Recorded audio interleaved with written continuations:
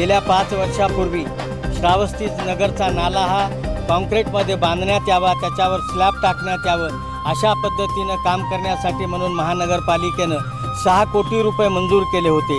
ते 6 कोटी रुपये दुसरीकडं कुठं वर्ग करण्यात आले किंवा त्याचे हिस्से पाडून वाटून घेण्यात आले याची मात्र शंका आहे। ते एक गौड बंगाल आहे।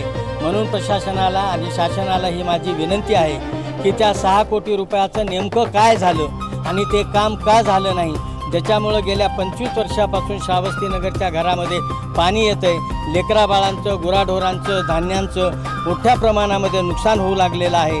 ते नुकसान पुन्हा दुसऱ्यांदा होऊ नये याची काळजी प्रशासनानं घ्यावी अशा पद्धतीची विनंती आदरणीय मुख्यमंत्री देवेंद्रजी फडणवीस यांच्याकडे आम्ही माननीय जिल्हाधिकाऱ्यांच्या मार्फत केलेली आहे। आता जर आमच्या या विनंतीला मान देऊन माननीय मुख्यमंत्र्यांनी जर काही त्याच्यामध्ये सकारात्मक पाऊल उचललं नाही तर येत्या 17 तारखेला आम्ही माननीय पालकमंत्री यांना रस्त्यात अडवणार आणि त्यांचा जाब त्यांना विचारणार।